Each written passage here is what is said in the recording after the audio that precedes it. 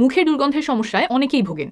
কি কি কারণে মুখে দুর্গন্ধ হয় আর কি করলে দুর্গন্ধ দূর হবে তা সহজ করে বোঝাতে ভিডিওটি করছি। প্রথম কারণ, মুখ শুকিয়ে যাওয়া। আমাদের মুখের ভেতরটা সাধারণত ভেজা থাকে, কারণ সারাক্ষণই মুখের ভেতরে লালা আসতে থাকে। এই লালা আমাদের বেশ কয়েকটা উপকার করে।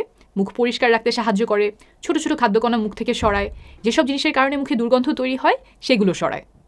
কিন্তু যদি পর্যাপ্ত পরিমাণে লালা মুখে না থাকে তখন মুখ শুকিয়ে যায়, ফলে মুখে দুর্গন্ধ দেখা দেয়।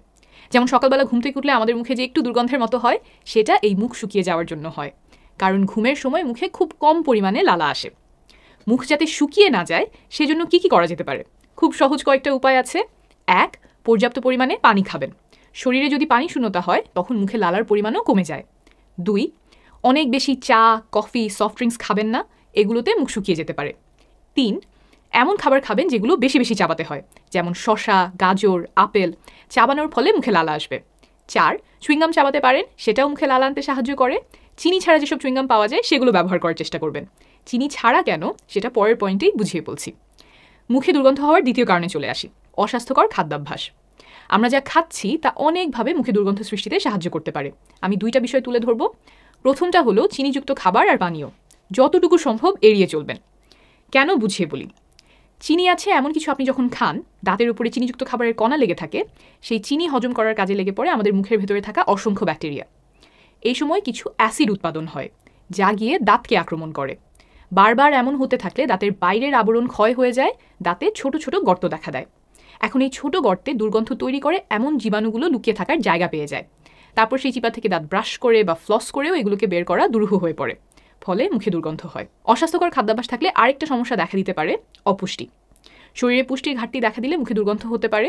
সুষম খাদ্যাভ্যাস আপনার শরীর সুস্থ রাখবে, মুখের দুর্গন্ধও দূরে রাখবে। আপনি দিনে কি খাচ্ছেন সেটা একটু খেয়াল করবেন। বেশি বেশি শাকসবজি, ফলমূল খাবেন, এগুলোতে প্রচুর ভিটামিন মিনারেল থাকে। বিভিন্ন ধরনের, বিভিন্ন রঙের সবজি আর ফল খাওয়ার চেষ্টা করবেন। যেই সিজনে যা সুলভ মূল্যে পাওয়া যায় সেগুলোই বেশি বেশি খাবেন। মুখে দুর্গন্ধ হওয়ার পরের কারণে চলে আসি। এটা খুবই কমন, মুখের ভেতরটা ঠিকমতো পরিষ্কার না রাখা। ভালোভাবে পরিষ্কার না করলে মুখের বিভিন্ন জায়গায় ছোট ছোট খাদ্যকণা আটকে থাকে, যেমন জিহ্বার ওপরে, 2 দাঁতের মাঝখানে, মাড়ি আর দাঁতের মাঝখানে। আমাদের মুখের ভেতরে যে জীবাণুগুলো থাকে সেগুলো তখন এই কোনায় কোনায় আটকে থাকা খাদ্যকণা ভাঙতে শুরু করে। সেখান থেকে কেমিক্যাল নিঃসরণ হয়, যা থেকে মুখের দুর্গন্ধ তৈরি হয়। এটা ঠেকাতে মুখের ভেতরটা খুব যত্ন নিয়ে পরিষ্কার করতে হবে। কিভাবে করবেন? 4টা উপায়ের কথা বলছি। প্রথমটা প্রায় সবাই জানেন, কিন্তু বিভিন্ন কারণে অনেকেরই করা হয়ে ওঠে না। সেটা হলো প্রতিদিন 2 বার দাঁত মাজা। প্রতিবার অন্তত 2 মিনিট ধরে দাঁত মাজবেন। দাঁত মাজার জন্য ফ্লোরাইড সমৃদ্ধ টুথপেস্ট ব্যবহার করবেন, কারণ ফ্লোরাইড দাঁতের ক্ষয় ঠেকাতে সাহায্য করে। বেশিরভাগ টুথপেস্টেই এখন ফ্লোরাইড থাকে, তাও ভিডিও শেষে একবার গিয়ে চেক করে নিতে পারেন যে আপনার টুথপেস্টে ফ্লোরাইড আছে কিনা। আর দাঁত মাজার সময় দাঁতের ভেতর পাশ, বাইরের পাশ, যে পাশ দিয়ে খাবার চাবাচ্ছেন, সব দিক পরিষ্কার করবেন। 2 নম্বর কাজটা আমরা সচরাচর করি না, সেটা হলো 2 দাঁতের মাঝখানের জায়গাটুকু প্রতিদিন পরিষ্কার করা। দেখা যায় 2 দাঁতের মাঝখানে মাংস আটকে গেলে সেটা টুথপিক দিয়ে খুঁটিয়ে বের করার চেষ্টা করি। তাছাড়া ওই জায়গায় আমরা খুব একটা মনোযোগ সাধারণত দেই না। প্রতিদিন দাঁত মাজলেও ওই জায়গাটা পরিষ্কার হয় না, কারণ টুথব্রাশ 2 দাঁতের মাঝখানের জায়গায় পৌঁছাতে পারে না। ফলে এখানে খুব ছোট ছোট খাবারের টুকরা আর জীবাণুর একটা আস্তরণ জমে যায়, সেখান থেকে মুখে দুর্গন্ধ হতে পারে। এই জায়গাটা পরিষ্কার করতে ডেন্টাল ফ্লস ব্যবহার করতে পারেন। 50 থেকে 100 টাকায় কিনতে পাওয়া যায়। চিকন সুতা বা তারের মতো একটা জিনিস, এটা দিয়ে আলতো করে 2 দাঁতের মাঝখানের জায়গা পরিষ্কার করবেন। বেশি জোরে ঘষবেন না, তাতে মাড়ির ক্ষতি হতে পারে। আর যখন ফ্লস করা শুরু করবেন তখন প্রথম কিছুদিন মাড়ি থেকে একটু রক্ত যেতে পারে, কিছুদিন পরেই সেরে যায়। ডেন্টাল ফ্লস ছাড়াও ইন্টারডেন্টাল ব্রাশ, ওয়াটার ফ্লসার দিয়ে দাঁতের মাঝখানটা পরিষ্কার করা যায়। সুযোগ থাকলে সেগুলো ব্যবহার করতে পারেন। তবে টুথপিক দিয়ে এই কাজটা করতে যাবেন না, কারণ টুথপিক দাঁতের মাঝখানে ভালোভাবে পৌঁছাতে পারে না, আবার এতে মাড়ির ক্ষতি হওয়ার একটা সম্ভাবনা আছে, যেখান থেকে ইনফেকশন হতে পারে। এই যে 2টা কাজের কথা বললাম, প্রতিদিন 2 বার দাঁত মাজা আর 1 বার দাঁতের মাঝখানটা পরিষ্কার করা, এগুলো করলেই বেশিরভাগ ক্ষেত্রে মুখে দুর্গন্ধ হওয়ার কথা না। কিন্তু তারপরেও দুর্গন্ধ থাকলে মুখ পরিষ্কার রাখতে বাড়তি আরও 2টা কাজ করতে পারেন, জিহ্বা পরিষ্কার করা আর মাউথওয়াশ ব্যবহার করা। আমাদের জিহ্বায়, বিশেষ করে পেছনের দিকে, ব্যাকটেরিয়া জমে গিয়ে মুখে দুর্গন্ধ তৈরি হতে পারে। দিনে 1 বার আলতো করে জিহ্বা পরিষ্কার করবেন। দোকানে দেখবেন টাং ক্লিনার বা টাং স্ক্রেপার নামে একটা জিনিস কিনতে পাওয়া যায়, 70-80 টাকাতেই কিনতে পাবেন। সেটা দিয়ে জিহ্বার পেছন থেকে সামনের দিকে পরিষ্কার করবেন। আর মাউথওয়াশ ব্যবহার করে দেখতে পারেন, এটাও মুখ পরিষ্কার রাখতে সাহায্য করে। আমি এখানে একদম সাধারণ 4টে উপায়ের কথা বলেছি। একজন ডেন্টিস্ট আপনার সমস্যা অনুযায়ী আরও বিস্তারিত সমাধান দিতে পারবেন। এখানে আরেকটা কথা বলে রাখি, অনেক সময় মুখের দুর্গন্ধের জন্য আমরা কেবল মাউথওয়াশ, চুইংগাম, লজেন্স এগুলোর কথাই চিন্তা করি। কিছু একটা মুখে পুরে দিলাম আর গন্ধটা হয়তো চলে যাবে। অনেক ক্ষেত্রেই এগুলো সাময়িক একটা সমাধান দিতে পারে, কিন্তু দুর্গন্ধ হওয়ার কারণটা খুঁজে বের করে সেটার সমাধান না করলে দুর্গন্ধ আবার ফিরে আসতে পারে। এখন চলে আসি মুখে দুর্গন্ধ হওয়ার 4 নম্বর কারণে, ধূমপান। শরীরে অনেক ধরনের ক্ষতি করার পাশাপাশি এটা কয়েকভাবে মুখে দুর্গন্ধ তৈরি করতে পারে। তামাক থেকে একটা দুর্গন্ধ আসে, তামাক মুখটা শুকনো করে ফেলে, আবার ধূমপায়ীদের মাড়িতে রোগ হওয়ার সম্ভাবনা বেশি থাকে, সেখান থেকেও দুর্গন্ধ হতে পারে। আপনি যদি ধূমপান করেন, আজকে থেকেই ছেড়ে দেওয়ার চেষ্টা করেন। মুখের দুর্গন্ধ সেরে যাওয়া সহ আপনার স্বাস্থ্যের অনেক উপকার হবে। কিভাবে ছাড়বেন সেটা নিয়ে আমি আরেকটা ভিডিও করেছি, চাইলে দেখে নিতে পারেন। আর তামাক যে কেবল সিগারেটে থাকে তা কিন্তু না।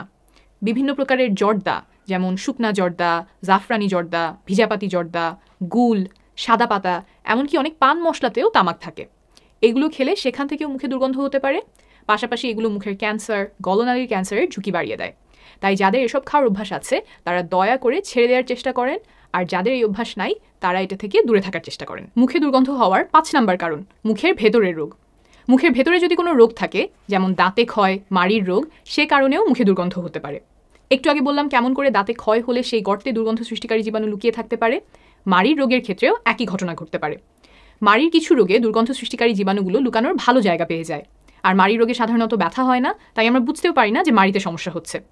কিন্তু এই মাড়ির রোগের কারণে এক পর্যায়ে গিয়ে আমাদের দাঁতগুলো পড়ে যায়।